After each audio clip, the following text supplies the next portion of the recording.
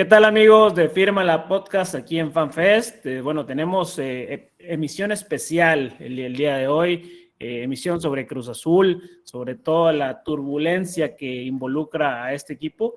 Bueno, antes de entrar en materia de eso y saludar aquí a mis compañeros, invitarlos en FanFest, que se registren, si nos ven aquí en directo, que sigan las dinámicas que hay en el canal de la página de Liga MX de FanFest, donde están las encuestas, el feed, donde pueden ponernos de qué quieren que hablemos, alguna dinámica en particular. Hay ahí también canales de discusión, de debate, lo que quieran platicar. Y bueno, si nos ven en diferido en YouTube, pues que entren a la descripción del episodio para que, además de suscribirse en el canal de YouTube, pues se vengan también para acá a FanFest a suscribirse, es gratis, hay premios con rifas, jerseys utilizados y firmados por sus jugadores preferidos. Está buenísimo todo lo que pueden encontrar acá. Ahora sí, saludando a Ángel y a Aloisio, pues bueno, un gusto, compañeros, y bueno, a Ángel, más que nada, creo que este capítulo le va a gustar, porque bueno, es su Cruz Azul, y le va a poder pegar, y nosotros le vamos a poder pegar a Cruz Azul también, y hablar también de lo bueno que han hecho, porque tienen también sus cosas buenas. Muchísimas gracias, Nazario, un placer, un saludo también a Aloisio y a toda la gente que nos está escuchando. Sí, la verdad es que el tema Cruz Azul, no importa cuándo lo menciones, es un tema polémico y es un tema bravo, sobre todo por lo que hace el equipo para autosabotearse a placer. Es un equipo una institución medio sadomasoquista, o bueno, Sí, no medio. es todo un deporte extremo irle a Cruz Azul, Ángel. Creo que tú nos lo has hecho saber mucho, todo lo que te hace pasar la máquina.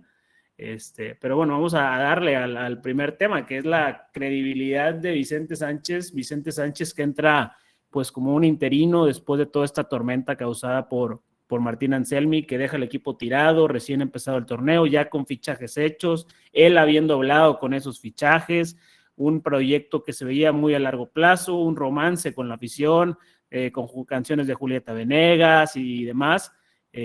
Pues se va a Porto, todo queda en el olvido, llega Vicente Sánchez y tiene ya 16 partidos invicto, ya está en la final de la CONCACAF Champions Cup, logró lo que le pedían de ser el equipo de la temporada con mayor número de puntos en los dos torneos, y ahora pues está en la liguilla donde clasificó como tercer lugar. Aloisio, esto de Vicente Sánchez es un mérito de un gran entrenador que estamos presenciando, una irrupción de un gran entrenador, o es una continuidad de un gran plantel, un gran trabajo que se venía haciendo como proyecto desde Cruz Azul? Bueno, compañeros, antes de nada saludarlos, estar con ustedes por acá.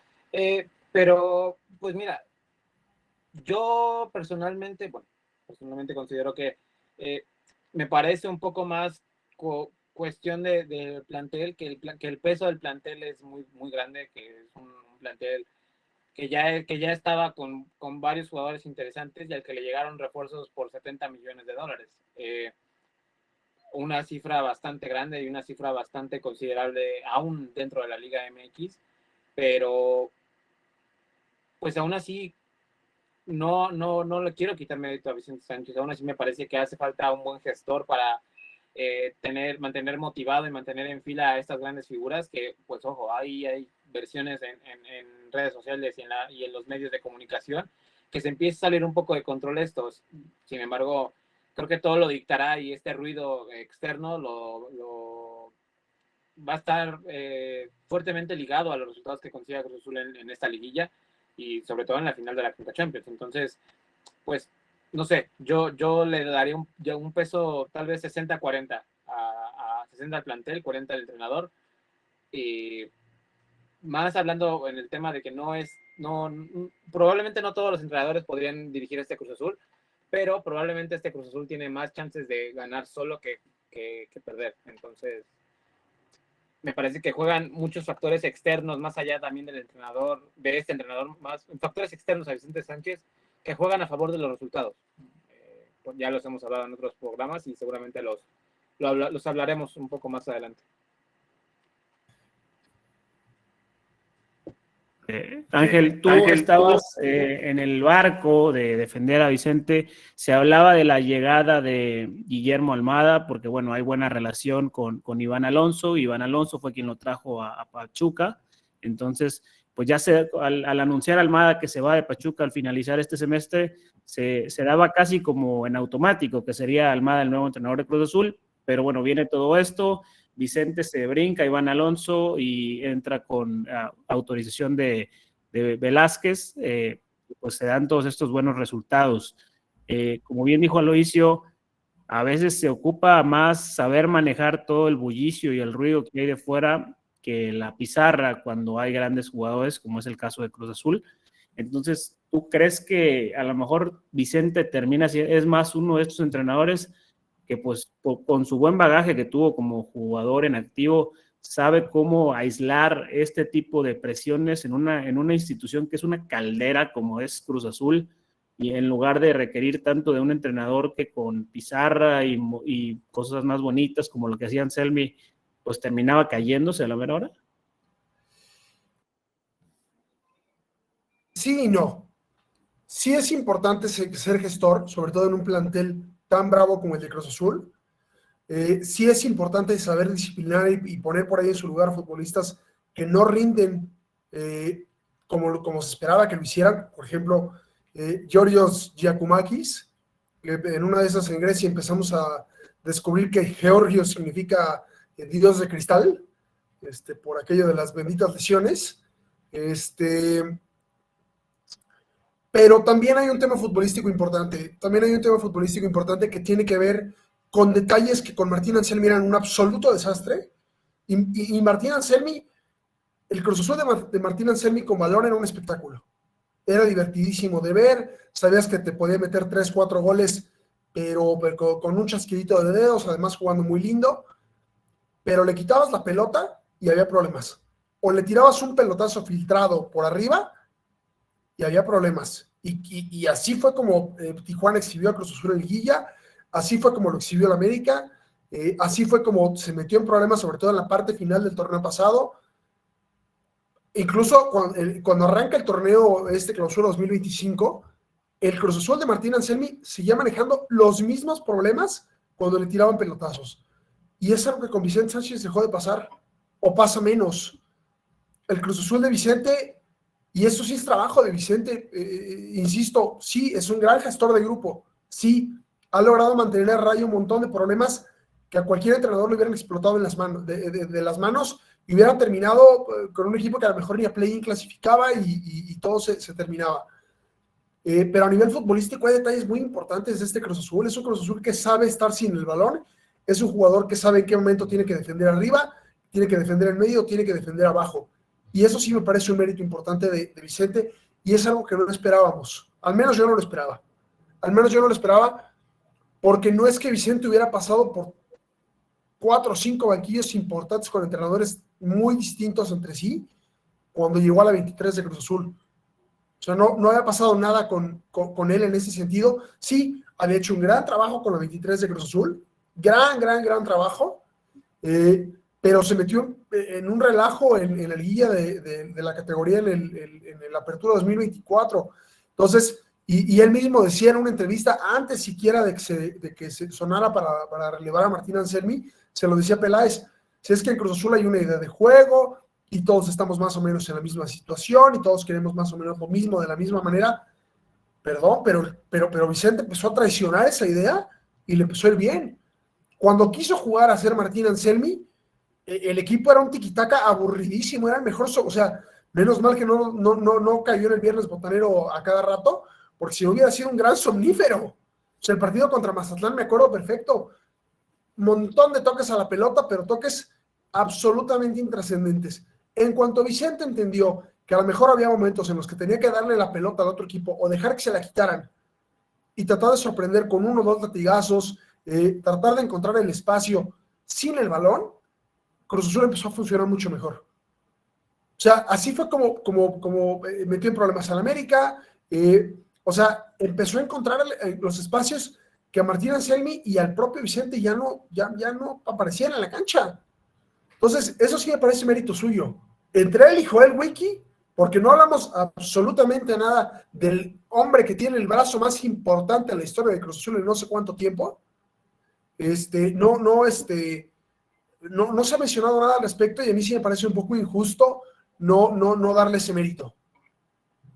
Totalmente, totalmente, pero bueno, con todas estas virtudes que nos estás dando, pues uno pensaría que su continuidad debería ser pues casi un hecho, porque pues bueno, todo lo que ha levantado, pero las exigencias que le ha puesto la directiva para seguir, pues no se las ponen ni a los entrenadores más condecorados que han venido a esta liga, o sea, le están pidiendo ganar como mínimo la liga o la CONCACAF Champions Cup, y bueno, ya logró lo del equipo con más puntos, que eso era algo pues asequible hasta cierto punto por la gran cosecha de puntos que dejó Martín Anselmi, pero bueno, también había que tener un buen torneo en esta ocasión, al grado que se llegó al último partido de la temporada disputando ese título contra Toluca, bueno, título entre comillas, porque es nomás una distinción ni un premio de $1 millón, casi nada, pero bueno, estas exigencias de la propia directiva de ponerle una vara tan alta a alguien como si lo estuvieran preparando o ellos ya tenían todo preparado pensando que iba a fallar y no está fallando. Es un poco lo que le hicieron a Manuel Pellegrini y antes de que llegara Guardiola. O sea, tienes que ganar todo, tienes que hacerlo todo y además lo tienes que hacer bien. O sea, nada más falta que le digan que la siguiente noticia de la que nos enteremos pase porque a Vicente Sánchez le exigen ganar el título, los 2 títulos, con 3 o más goles de diferencia en cada final. O sea, a ver, venga, es un novato. Pero a ver, vamos a ponernos un rato los gorritos de aluminio conspiranoicos y vamos a atar un poquito los cabos. ¿Quiénes fue? Bueno, no vamos a decir nombres para no raspar muebles, pero tenemos tal vez identificados a aquellos representantes de medios de comunicación que salieron en contra de manera increíble de Rodrigo Huescas cuando sucedió lo de su traspaso a Dinamarca. Sabemos quiénes son y sabemos cómo lo hicieron y sabemos que no había manera de dónde agarrarse para criticar a la situación de Rodrigo. Y fue algo que todos nos dimos cuenta por la línea que traían. O sea, era una línea súper marcada que evidentemente te deja notar que no es ninguna sorpresa dentro del fútbol mexicano que hay periodistas a servicios de elementos de las directivas de los clubes. Entonces, a mí esto de Vicente Sánchez me parece una lucha de poder dentro de Cruz Azul. Yo no creo que Víctor Velázquez primero le diga a Vicente Sánchez, ok, te doy la chance de quedarte, y después le diga, pero te puedes quedar, pero tienes que ganar esto y esto. Porque sería una tontería. Entonces, a mí me parece que estos rumores de todo lo que le están exigiendo a Vicente Sánchez, de que Vicente Sánchez ni siquiera tendría asegurada su continuidad ni aunque gane todo, y todo este ruido externo viene promovido por fuentes externas dentro del mismo club, fuentes externas que quieren cambiar el entrenador a toda costa. Entonces, pues yo creo que los que tienen en sus manos el hacerlo o no son los jugadores, porque finalmente si están los resultados, todo el mundo va a matar a Cruz Azul si terminan ganándolo todo y quitan a Vicente Sánchez. Sabemos que es muy complicado que lo ganen todo, pero ¿y si lo ganan?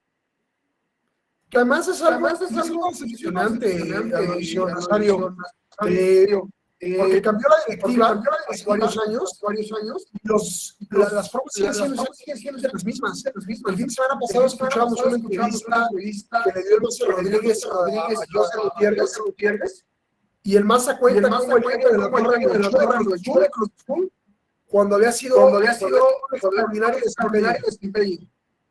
Y así ha pasado. Así le pasó a Tito Villa, por ejemplo. No había sido campeón de goleo en el Clausura 2012, pero la directiva que en ese entonces encabezaba un personaje ahí medio oscuro en la historia del fútbol mexicano, lo echó y cambió entrenador, hubo un relajo ahí, lo echó. Todas esas historias en Cruz Azul no son de Víctor Velázquez y no son de Iván Alonso. Casi parecen incrustadas en el ADN del equipo. A ver, Carlos Hermosillo lleva casi 30 años, ya se van a cumplir en 3 años nada más, se van a cumplir 30 años de cómo reclama su salida de Cruz Azul. Acababa de salir campeón, él marca el penalti, pero se pelea con un promotor y el promotor le dice, mijo, me voy a encargar de que te vayas de Cruz Azul. A los 6 meses, oye, ya estás fuera de Cruz Azul. No, que el presidente ya me dijo, te vas de Cruz Azul. 2 días después, oye, Carlos, habla el presidente del club, estás transferible. A ver, estas historias de autosabotaje de Cruz Azul, híjole, son tan viejas como la propia fundación, casi datan de la propia fundación de la cooperativa.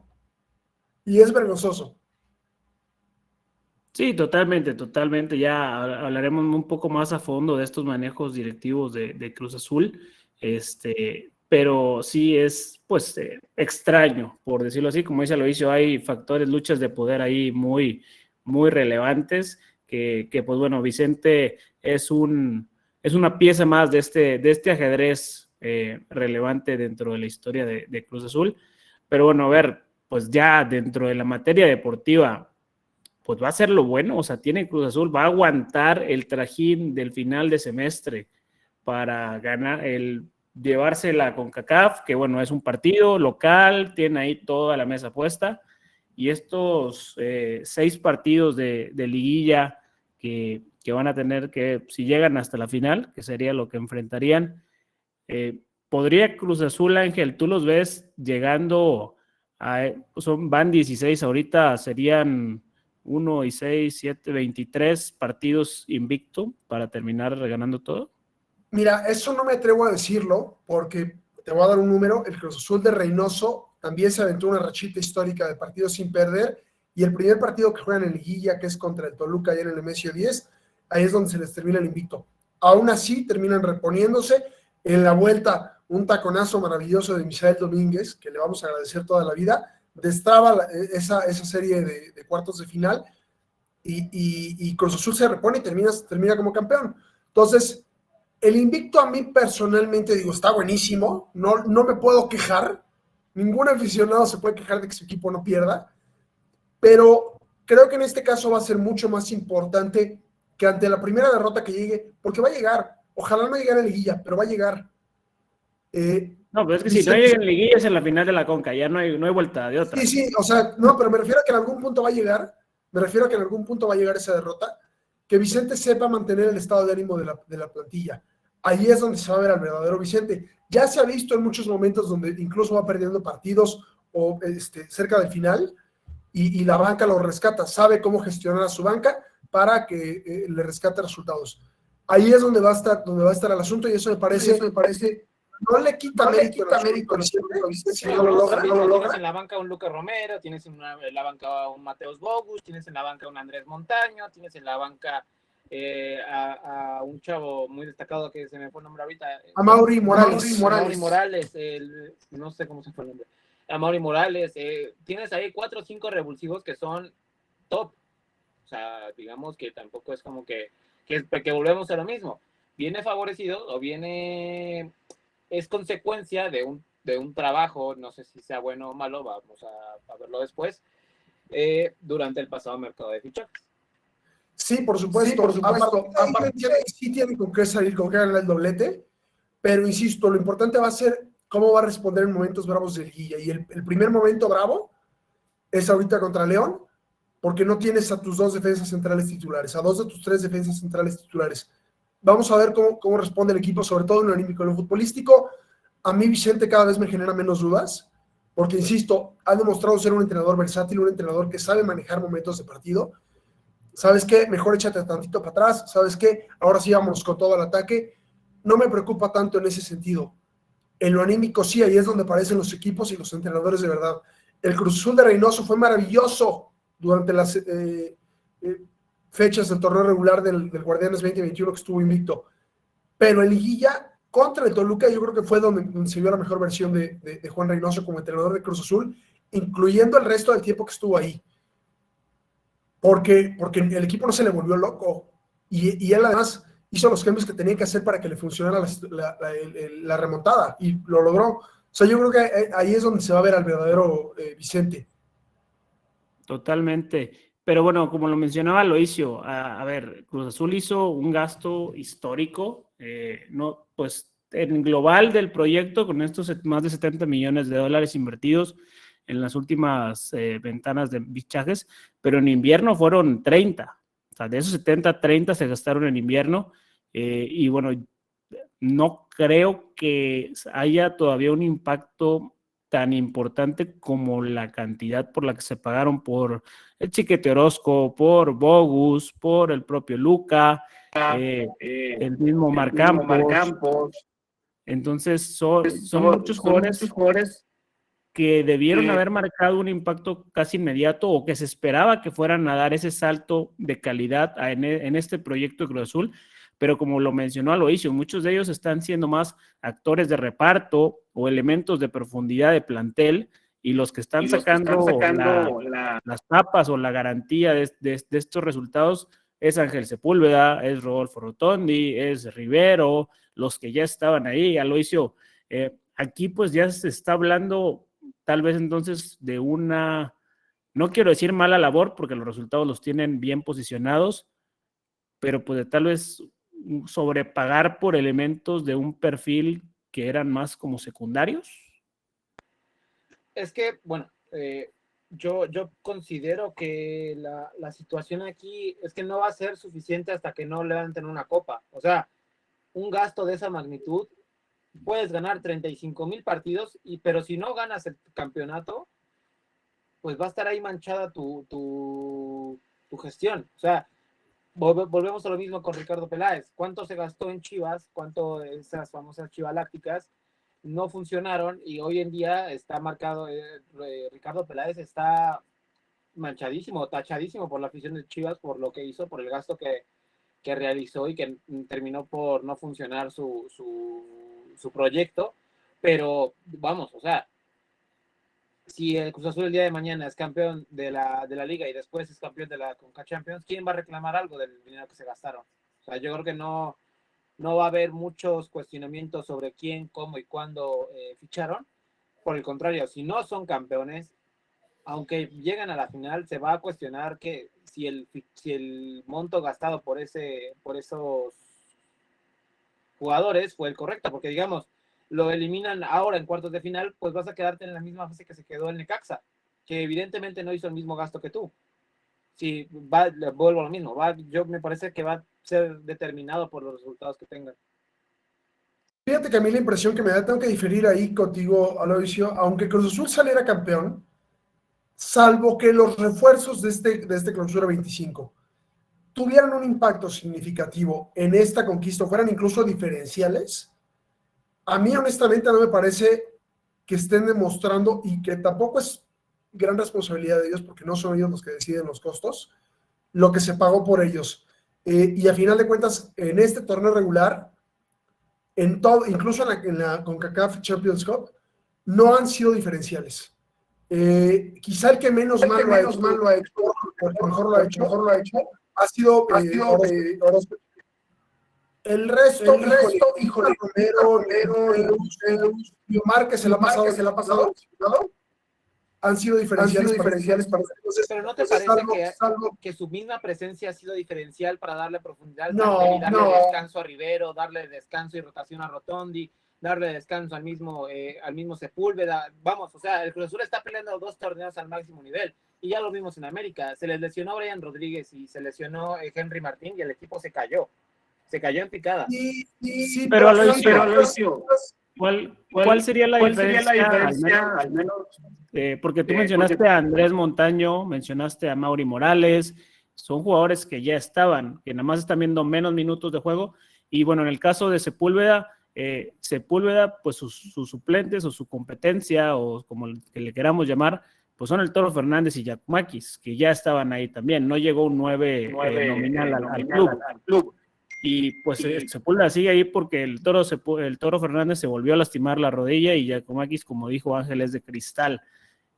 O sea, yo creo que es un punto medio de tu postura y la de Ángel, porque sí, no ha habido un rendimiento diferencial. La defensa de Cruz Azul sigue aquejando los mismos problemas a la hora de marcar a balón parado o de fildear balones por alto en jugadas en activo, que bueno, lo vimos con Dita en el partido contra Tigres, Hay ahí todavía temitas que corregir.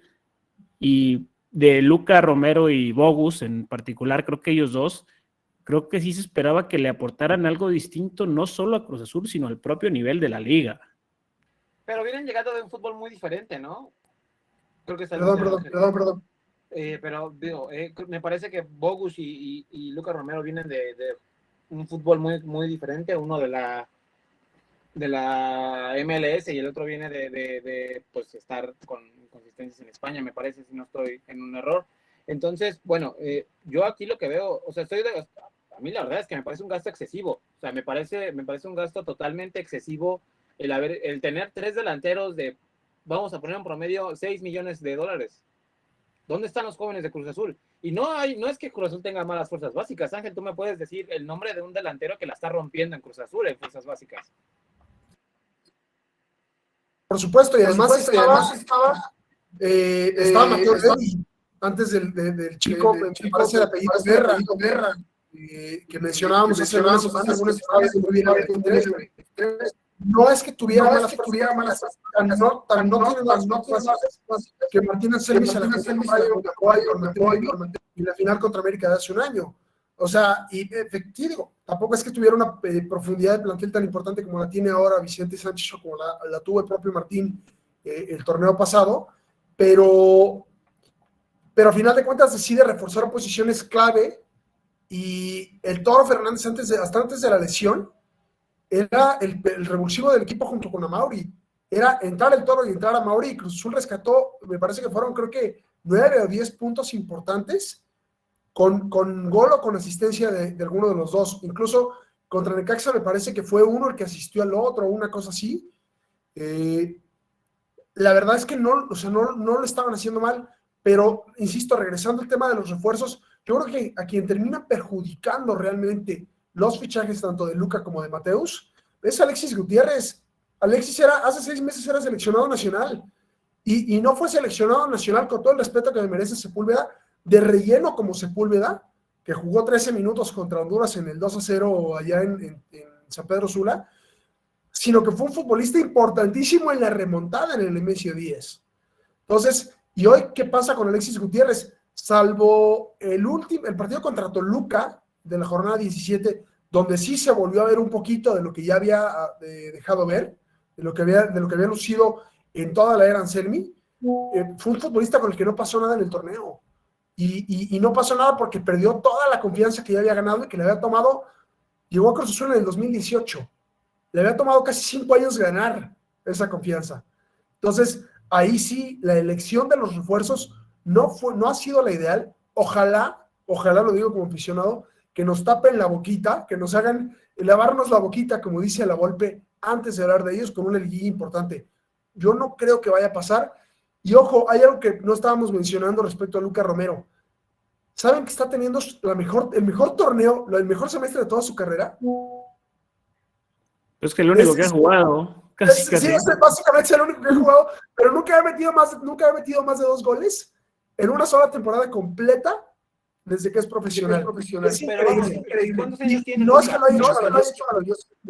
Sí, es que a ver, se nos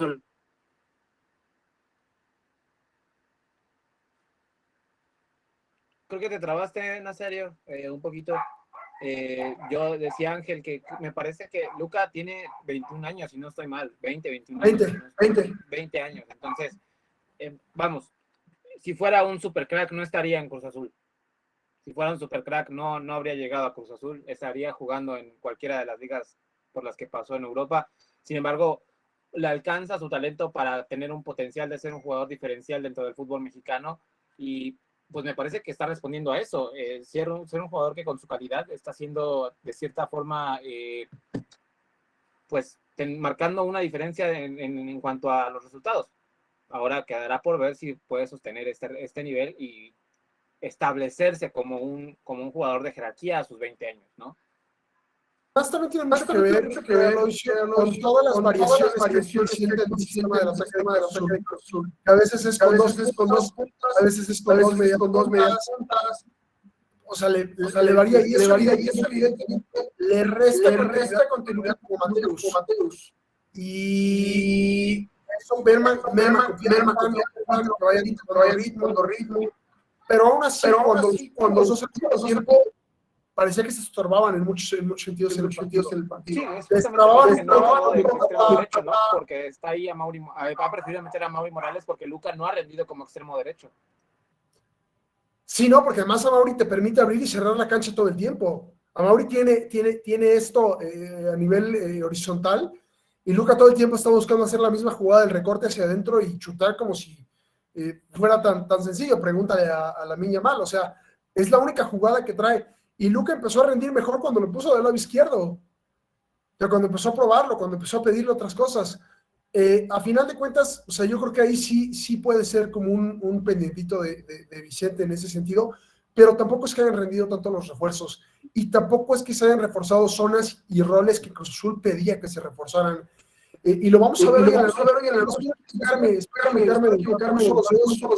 cuarta madera, porque no llegó un suplente, no llegó un extremo por derecha. No llegó nadie por ese lado. Sí, hoy tienes a dos defensas centrales por izquierda que no pueden jugar juntos, que son Piovi y Chiquete, ¿no? Entonces, por ahí es donde creo que, vamos, a mí me parece que es más, que los resultados de Cruz Azul han sido más por inercia de los jugadores, algo similar a lo de Monterrey, que no es un fútbol espectacular, que no es un fútbol brillante, que no es un fútbol, digamos, pues sí, vistoso, pero que con la calidad de sus jugadores es como logró logró ganar el partido de ida de la liguilla.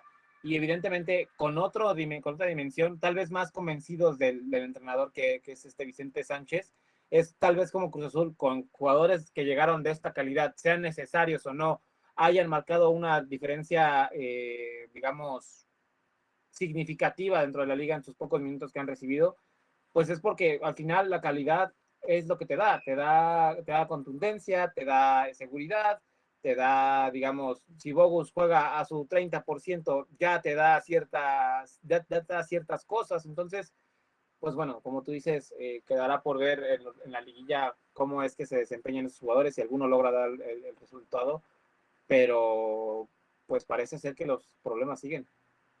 Sí, pero también hay otro detalle. El conocimiento de los que ya estaban y que esos están notando. O sea, a ver, los defensa Piovi Charlie con Paraguay Sepúlveda va para dos años, entonces Rotondi también tiene ya como corredor por izquierda. O sea, ya empieza a ver que solamente el tiempo te da, y tiene que ver con una inversión, con escoger bien los jugadores, porque Iván Morales no pasó nada, era un desastre, pero evidentemente futbolistas, sí te va a ayudar, va a dar una mano. La base de la América ya vamos jugando, parece que Diego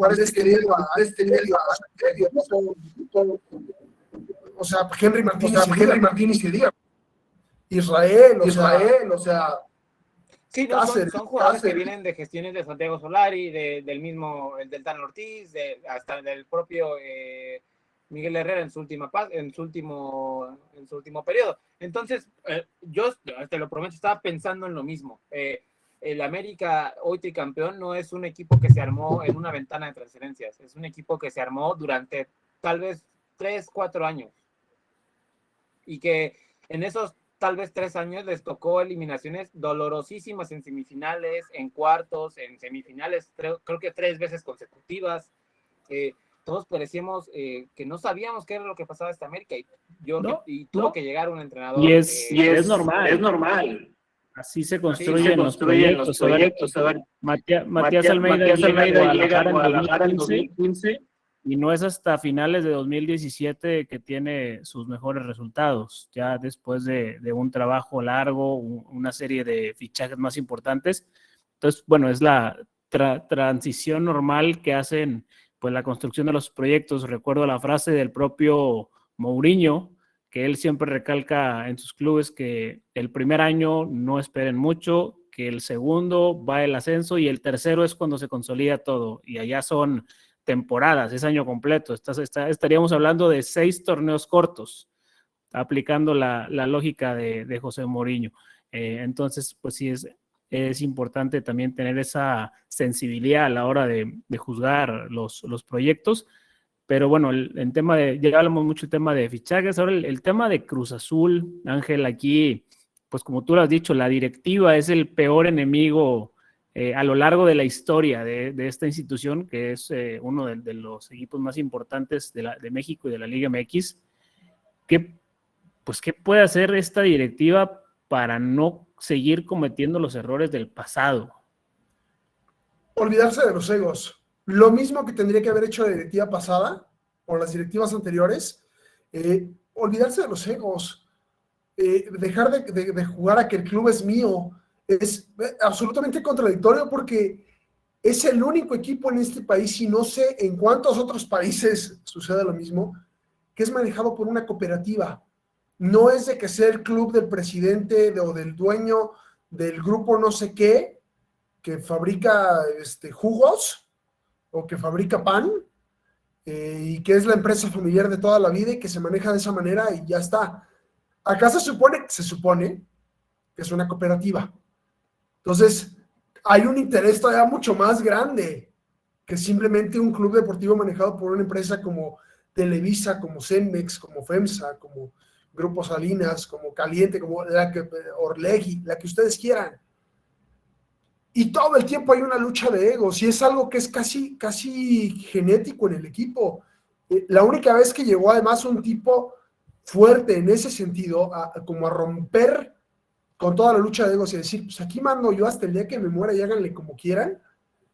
El equipo ganó 5 títulos en una sola década, y agregamos 3 de la década anterior. Sí, 2 de la década anterior. Pero ¿no crees también que esa misma peculiaridad del organigrama o de la cooperativa hace también que se dé precisamente esos egos, esa lucha? Porque Cruz Azul, pues no es solo el club, es la cooperativa, que es el Cemento Cruz Azul, que es una institución mega multimillonaria.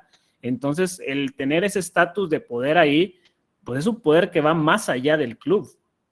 Sí, claro, no, en ese sentido estoy de acuerdo, porque además hay algo interno dentro de la manera en la que se maneja la propia cooperativa, que te genera que en cuanto hay chance o en cuanto hay alguna suerte de vacío de poder, vamos, o sea, todos, y ya llegando a cuestiones muy delicadas que implican situaciones ilegales bravas, o sea, de jugar con vidas ajenas y demás, en las 3 plantas que tiene la cooperativa en este país, o sea, la de Ciudad Cooperativa Cruz Azul y las 2 que están en Oaxaca. Y sí es un problema muy serio, que insisto, tiene que ver, ahí coincido contigo, tristemente tengo que coincidir contigo, con esas luchas de poder que hay internas permanentemente, y que además dentro del equipo, no importa quién esté, claro, que nadie debe sacarlo a él, como nadie quería que nadie, como Víctor Dávila no quería eso, Víctor Velázquez ahí está, nomás ¿qué pasa?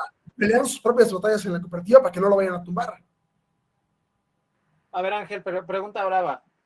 ¿Lo separarías al equipo de la cooperativa?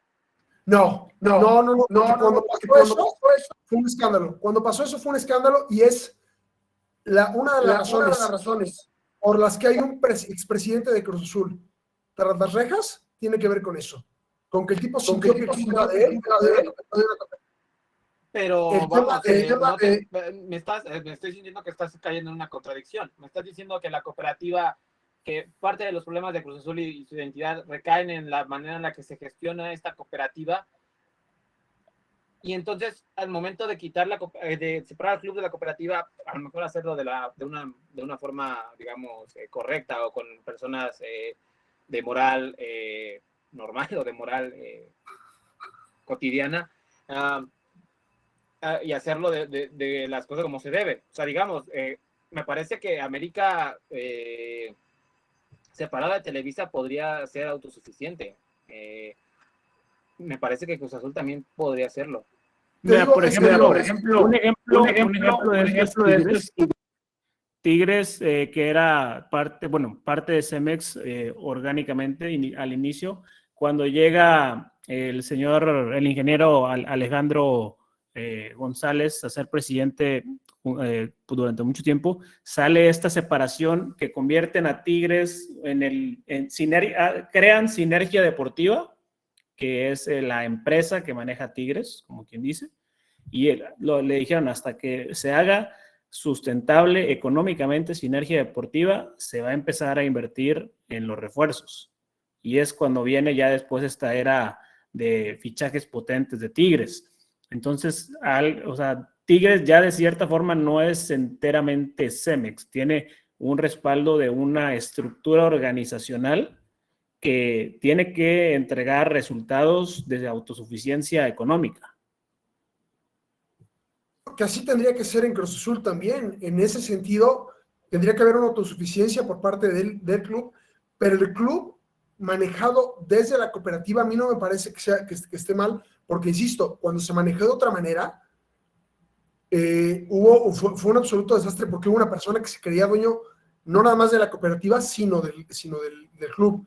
Entiendo que pueda sonar contradictorio, pero, y además, o sea, dentro de todo esta, valga la redundancia, contradicción que menciona Luis, con la que estoy de acuerdo, tampoco me parece justo que se esté jugando con el patrimonio desde hace un montón de tiempo de tantas y tantas familias que se dejan la vida por la cementera, por la cooperativa, para comprar refuerzos. O sea, honestamente, a mí no me parece que sea correcto eso, sobre todo porque estás hablando de que la cooperativa está, y me voy a meter en otras cuestiones, porque pues ahí sí ahora sí que medio he puesto la nariz cerca de la zona,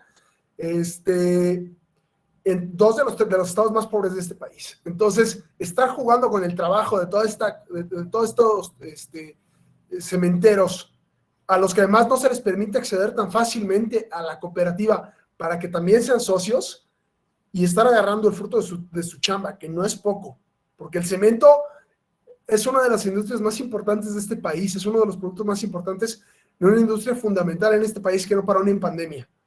Estar jugando con eso, a mí honestamente no me parece. Pero cuando Billy Álvarez, ya mencionando el nombre tal cual, separó al club de la cooperativa, incluso le cambió el nombre al club creo que fue en el 2010, una cosa así. Empezaron los malos manejos a nivel económico, y el club no solamente no fue autosuficiente, como lo ha logrado Sinergia Deportiva, y como el América incluso también lo ha buscado en un montón de momentos, donde si no se vende, no se compra. Sino que empezaron a llegar jugadores que decías, ¿de dónde viene este cuate? Y luego empezaron a salir numeritos donde, a ver, dijeron que pagaron 1 millón y en realidad pagaron 8, y el jugador no valía ni siquiera.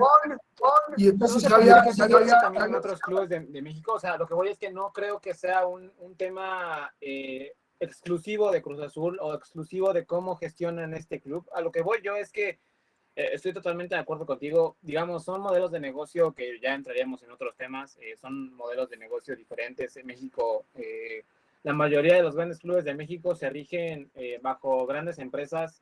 Son pocos los clubes que, digamos, son enteramente independientes o son, digamos, que no son un producto de una empresa, sino que son enteramente una empresa deportiva. Pero creo yo que Cruz Azul, ande bien, ande mal, sigue ligado a la cooperativa. O sea, el punto al que voy yo se hable bien o mal de Cruz Azul, sigue siendo responsabilidad de la cooperativa, o sea, sigue siendo un producto de la cooperativa. Entonces, a mí me parece que los males que arrastra Cruz Azul los va a seguir arrastrando con o sin la cooperativa, o las soluciones que tendrían que llegar para terminar con estos malos manejos podrían llegar con o sin la cooperativa. De hecho, cuando la cooperativa no metió las manos, que fue, te digo, en este periodo donde el hoy metido en problemas legales serios, decidió separarlo, los dos del equipo sí tuvo torneos muy buenos, incluyendo, por ejemplo, el de la final contra el América, torneos donde terminó de líder de la clasificación, en la de 2013, en la de 2018 también llega a la final con América. Luego llega Víctor Velázquez, y dice, bueno, voy a sanear el club y voy a sanear y voy a revisar qué onda con las cuentas y mientras no voy a invertir nada. Y es precisamente cuando el equipo entra en una crisis deportiva importante porque no le meten lana o le meten muy poquita lana.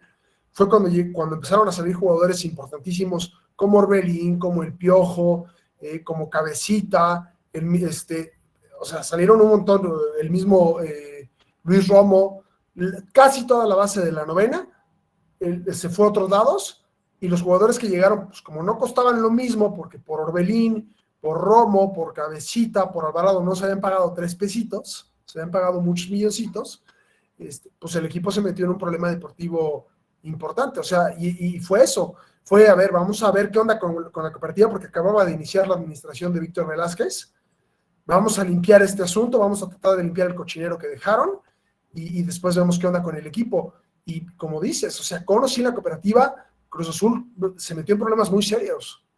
Qué bueno, y lo voy a celebrar con la camiseta puesta, que en ese momento quitaron el descenso. Sí, totalmente. Y bueno, cuando fue todo el tema de la rescisión de contratos de jugadores allá por el 2003, 2004, ¿fue también un problema o eso cómo le afecta a la misma cooperativa? Porque pues como tú dices, es dinero de un bolsillo al otro.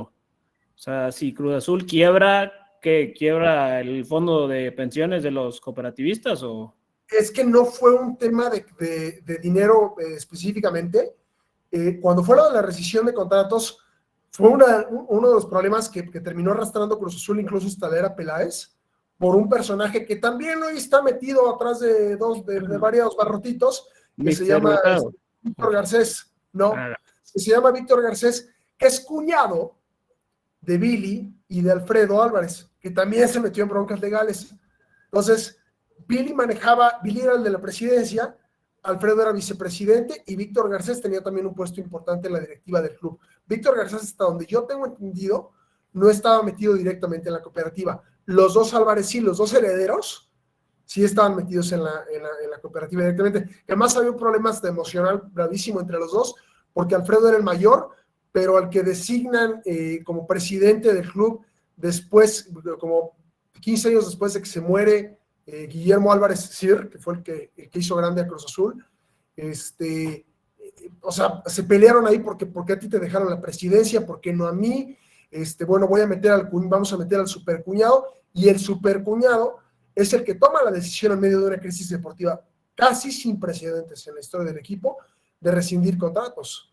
En el clausura 2003, me parece que después de una goleada espantosa contra el Necaxa, un 4-0, y después de otra goleada en Copa Libertadores que fue 6-1 contra el Fénix de Uruguay, que también fue escandalosa, y ahí dijo Víctor Garcés, bueno, yo le traía ganas a estos jugadores, entonces ya no los quiero, y rescinden contratos de todo primer equipo, y además hay una división entre la plantilla que no sé cuántas veces se ha visto en el fútbol mexicano, que después podemos hablar largo y tendido. Hay una entrevista ahí que luego les comparto el link, que me platicó uno de los futbolistas protagonistas en aquel momento.